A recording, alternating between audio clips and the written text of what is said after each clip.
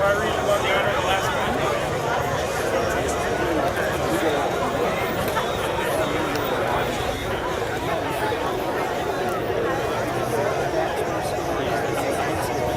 and gentlemen, please give a warm welcome to Linda Seeger.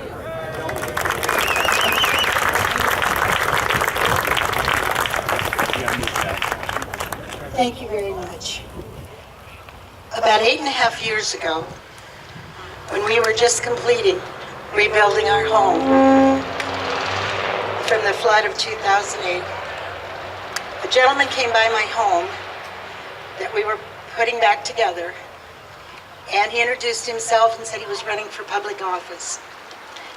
And that gentleman seemed to be very concerned about what we had all gone through.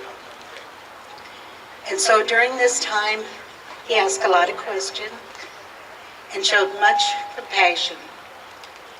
And at that time was born a friendship that has lasted for 8.5 years. That gentleman went on to win the office he was elected to, and he then began to change the delay that we had been living in, and worked hard as a leader, surrounded himself with people that were talented and gifted, and were able to give him the right assistance. This was the leader we needed to turn ourselves around from a city that had been destroyed. People were talking about leaving, and once things began to fall into play, people were excited about staying.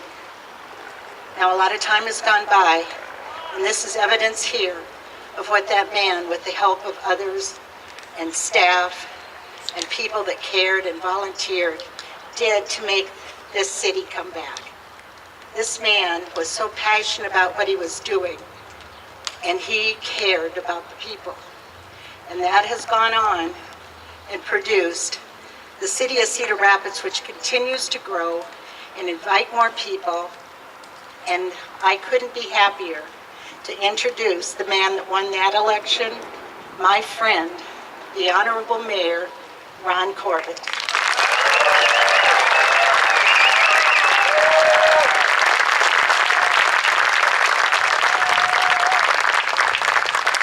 Thank you, Linda.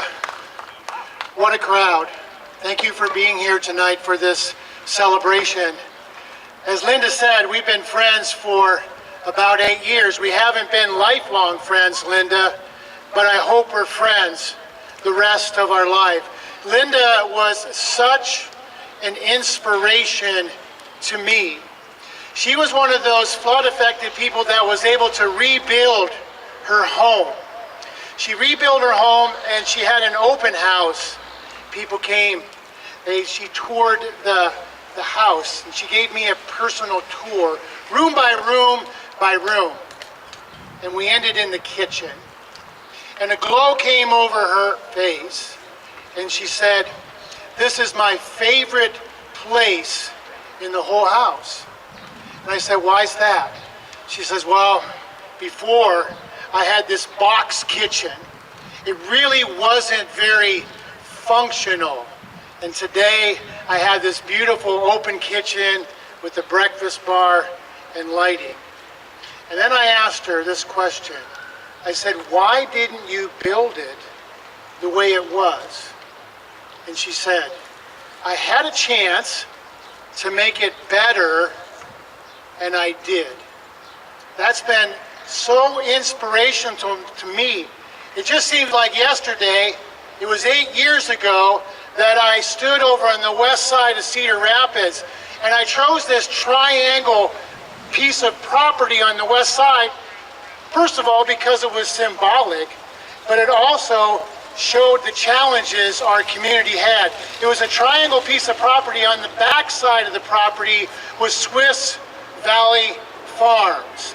That company had closed after the flood, the 50-plus jobs eliminated, and the property off the tax rolls. On the other side of the triangle was the old fire station. The fire station that stood abandoned as a monument of delay in our community. And then on that third side of that triangle were houses. Houses that were vacant that still had the high water marks on them. And I stood there and said we needed a new game plan for Cedar Rapids. Some criticized me because I was pointing out some of the problems and the challenges that our community was facing. They said, well, he's being negative. And I said, I'm not negative at all. I'm positive. I'm optimistic about our future. See, you can't get to the next level if you don't recognize what's preventing you from getting you there. We put together a new game plan for Cedar Rapids.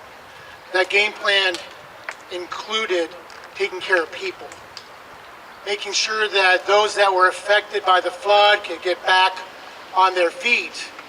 That game plan meant rebuilding our infrastructure. See, if the public doesn't reinvest or invest in themselves, why would the private sector invest? And that game plan included rebuilding our jobs and our property tax base. But a lot of people can put together a game plan, can't they? The key is always execution. Can you execute on that game plan?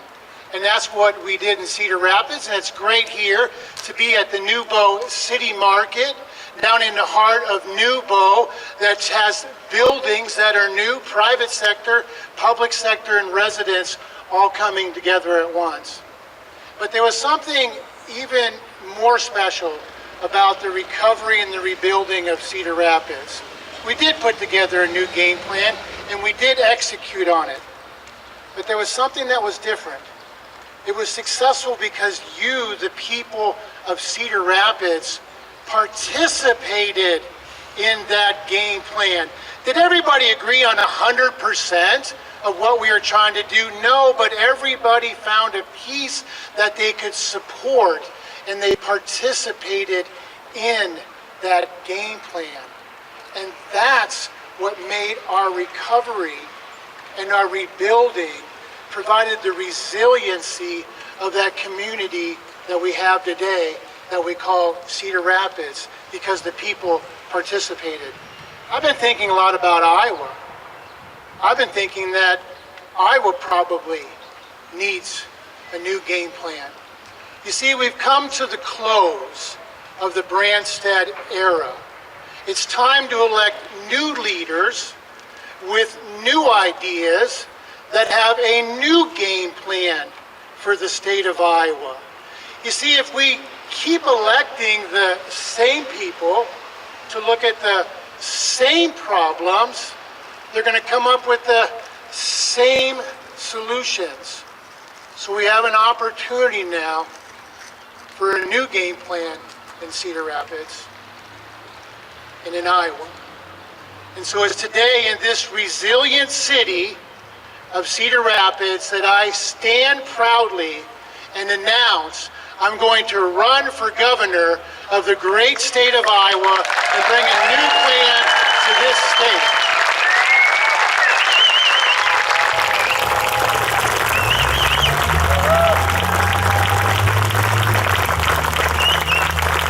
Now, when I first saw all the signs, I said to myself, is my dad running for governor? People in Iowa like to kick the tires of the candidates. I know that it's a long tradition in our state, and it goes back to being the first in the nation caucus. I think there are really three things that people look for in a candidate. They look to who that person is, what's in their heart, and why are they running. So let me tell you about who Ron Corbett is. I'm a guy of action. I like to get things done. I have ideas, but I'm not so arrogant enough to think that I'm the only person that has ideas. Other people can have good ideas too. My personality isn't, it's my way or the highway. I spend about 80% of my time listening, and the other 20% of my time teaching. Why do I listen? I listen to learn. Now, I'm not big on labels. I really don't like labels. They have a tendency to pigeonhole us. They have a tendency to close our minds. But if you want some labels, I'm not a renegade Republican. I'm not a rubber stamp Republican either.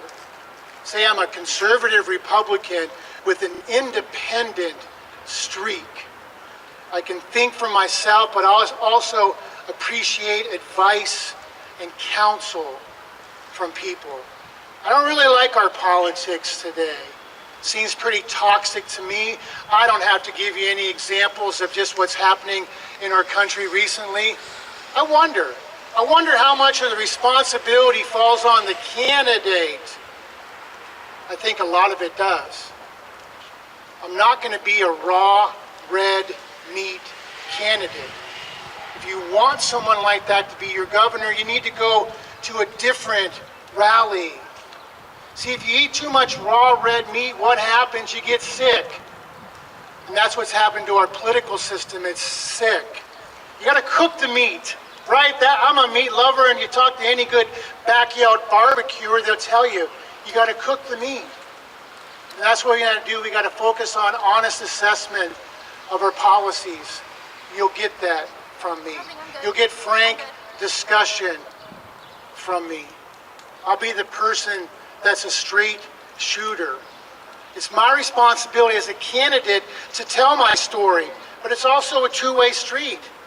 Citizens have to learn their candidates too, and I've written a book called Beyond Promises, and I did this to tell the story of not just Cedar Rapids and our flood recovery, but a little bit about me.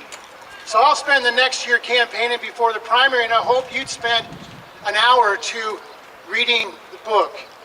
If you do, you'll find out that Ron Corbett is a man of the people. So that's a little bit about who Ron Corbett is. But what's in my heart? Let me give you two illustrations. 1999, I was a Speaker of the Iowa House of Representatives. That's the top lawmaker in the Iowa legislature in the House, elected by all the representatives. I was a big shot. I was 39 years old. I became Speaker of the House when I was 34. I was on this meteoric run. People were saying I was going to run for governor. Well, it may have been my turn, but it wasn't my time. I walked away from it all. At 39 years old, I walked away from it all. All the power, all the prestige. Was I bored? No. Was I burned out? No. Well, why did I leave? I left for 5 reasons. Jeremy, Matthew, Nicholas, Anna, and young Thomas, who was on the way. You see, I wasn't going to be one of those absentee fathers. You hear that song, Cats in the Cradle? When you coming home, Dad? When you coming home, son? That was my Cats in the Cradle moment, and I walked away from it all. You know, sometimes the mission field is your own backyard, and the people that need your attention are the ones on the swings playing in that backyard. That's the heart of Ron Corbett. And in 2008, after the flood of Cedar Rapids, and I saw the devastation and the anguish and the pain of the people of our community as they were trying to get back up on their feet, and I ran for mayor and I won. And I got this awesome responsibility to be the leader of this great city. And I was looking for inspiration. And I turned to the Old Testament Proverbs, and also find wisdom in the Bible. Proverbs 31:8.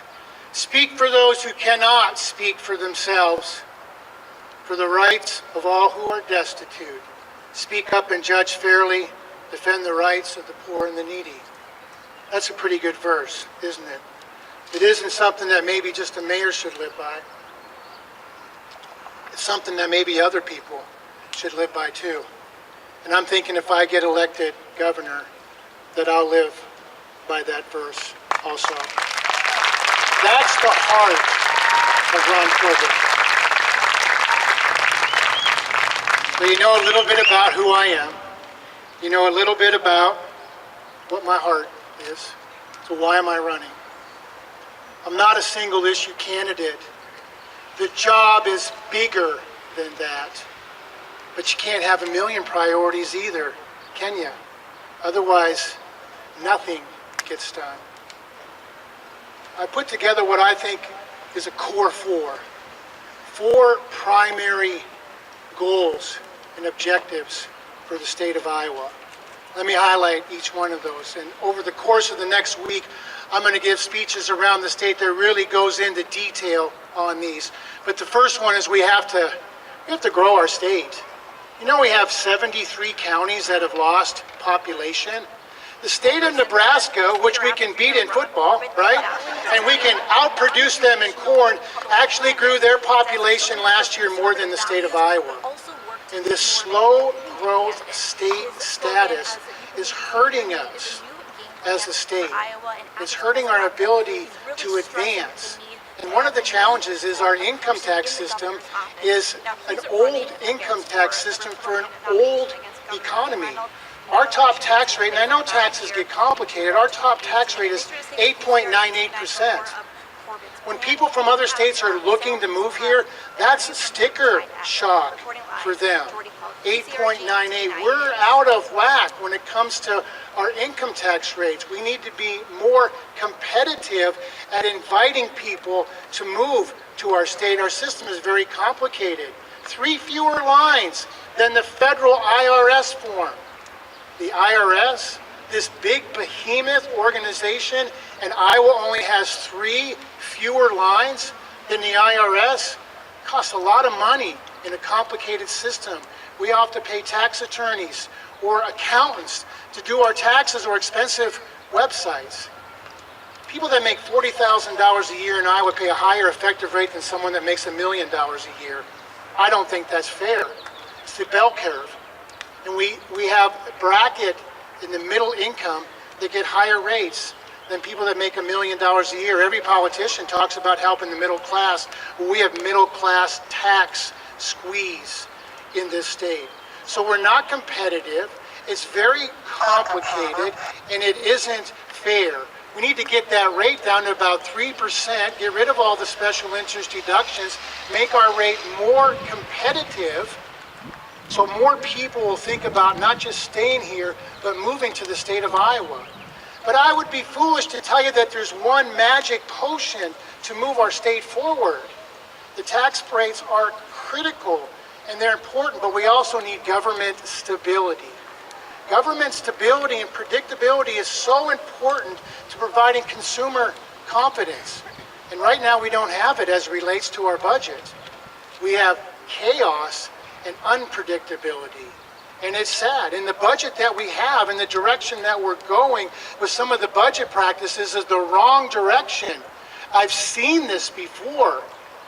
In the late 80s and 90s, the state started going down a path of poor budgeting practices, and we built up a $408 million deficit.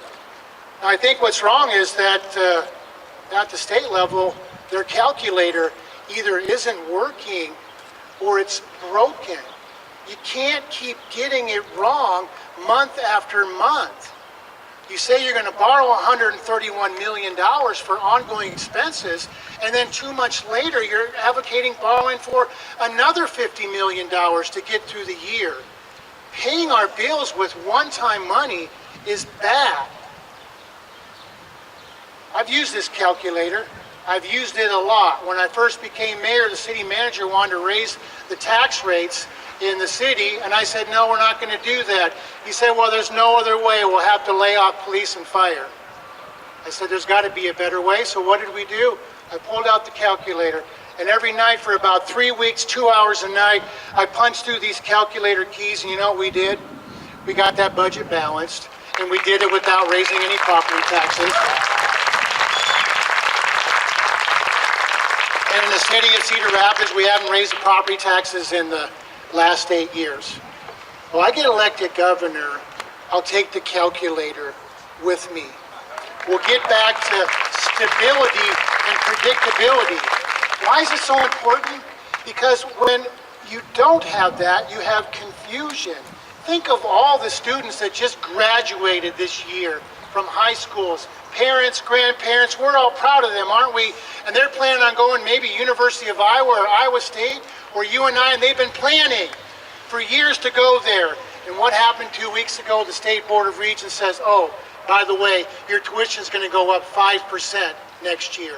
And that's 3 times the rate of inflation. And then they telegraphed and said, and guess what? It's going to go up more in the future, probably double digits. How can families plan when there's that much instability and unpredictability in the budget? So number one, we've got to take care of our income tax system and get that rate down to about 3%, become more competitive, more fairer, and less complicated, and we need predictability and stability in our state government. Number 2, we have a water quality crisis in our state. Just this last week, I read in the paper, Cedar Falls had high nitrate levels in their water, and a local community in Cedar Rapids area has on a boil alert.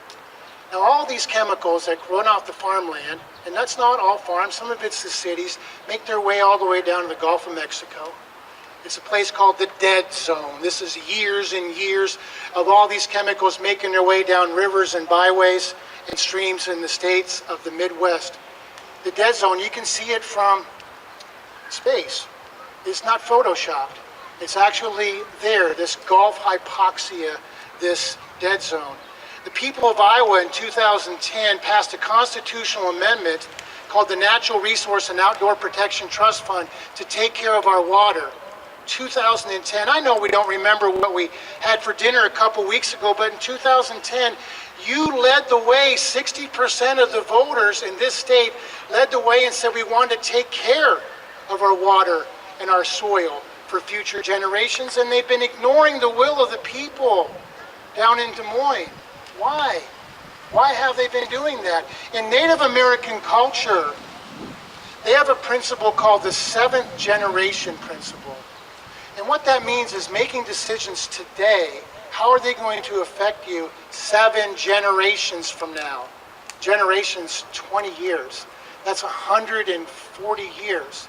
We kind of understand this principle. Farmers do.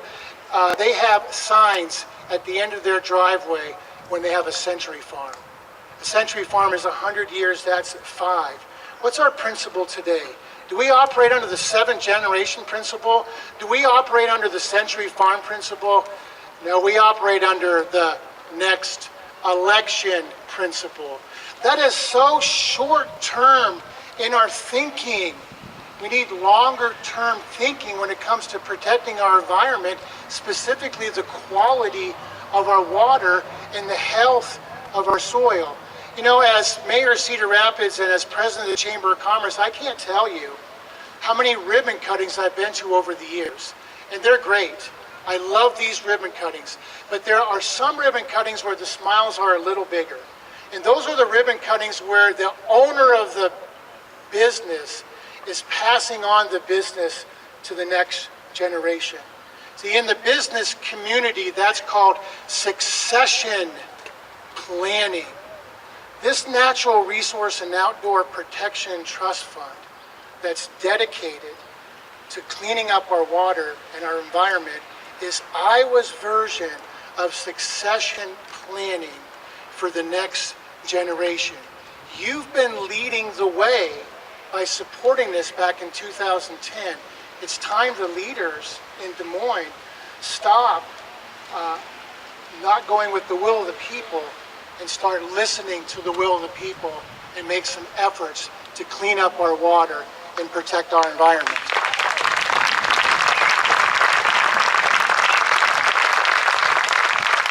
So one, we have to grow our state. We need competitive tax rates and stable government budgeting. 2, we need to take care of our environment specific to water quality and the health of our soil. 3, we need a stronger focus on K through 12 education. Iowa used to be number 1. We knew we were number 1, and we were proud of it, and we bragged about it. We all know people that stayed here. Why? Because of a good education. We all know that people who moved here because of great education, and we all know people that moved back because of great education. We've slipped. We're no longer number one. We're down in the middle of the states, and that's saddening to me. And so I'm sounding a little bit of an alarm bell to wake people up so we don't have a continuous slide in education. Remember that old game, Chutes and Ladders? You roll the dice, you move your peg, and if you land on the ladder, you climb to the top. If you land on the slide, you slide to the bottom, and the object of the game is to win, to climb to the top and win, not slide to the bottom and lose.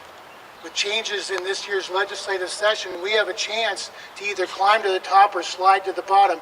You know, I played a lot of football, and over the years, the game of football has changed. But there's some things about football that haven't changed: blocking and tackling. So the game changed, but you still have to focus on blocking and tackling. A lot of things in education need to change. We need to innovate more in our public school sector, but some things have never changed. Teachers and principals. Having the best teachers in the classroom and having the best leaders and principals, that's the fundamentals of having a solid education system. So we're proposing merit pay, performance-based pay for teachers. We've talked about it for a long time, and now we have the opportunity to do this. But we also have to support and equip our principals for the changing world that they live in. Now, I believe in school choice, and I think there's having homeschool, having private schools, having open enrollment, and we probably need maybe a few charter schools, but a vast majority of our kids, our grandkids, go to the public schools. And we have to make sure that we're champions of public education, not undermining public education. In this core four, the first one, making our tax rates competitive. Making sure that we have stable budgeting practices. 2, that we're taking care of our environment, specifically our water quality and the health of our soil. 3, being champions of public education, supporting the basics, teachers and principals. And 4, we have to show concern for citizens. You know, I have a new friend that asked me the other day. He says, if you get elected, are you going to have my back? You know, sometimes that's what people really care about. Do you care about them enough that you're going to show some concern that you have their back? And I'm going to tell you, Ron Corbett will have your back if I get elected governor of the state of Iowa. I've shown that as mayor. I had the back of the people that were affected by the flood. Now, showing concern for people doesn't mean creating government programs that take care of people. That's not what I'm talking about. I'm talking about showing concern. Let me give you a couple examples. I didn't think it was unreasonable this last year that we look at raising the minimum wage by $1. You know, over the years, there's been a lot of inflation. There hasn't been a raise for the people that make minimum wage for 10 years. Now, I'm not in favor of some of those crazy policies that going $15 an hour. Those aren't reasonable and they're not sustainable. But I thought $1 an hour was reasonable. Hasn't been raised in 10 years. That's the type of showing concern for people and understanding their economic plight that they have. Another example of showing concern for people is in the area of healthcare. Now, I've really been saddened to see some of the inaction that has taken place in Washington, D.C., but it also has taken place in the state of Iowa. You know that we'll have 72,000 people that are going to be faced with no health insurance coming in January of this year. 72,000. These are self-employed people. These are small farmers. These are people that retired early. They're entrepreneurs. And they're faced with the prospect of not having any health insurance starting on January 1st.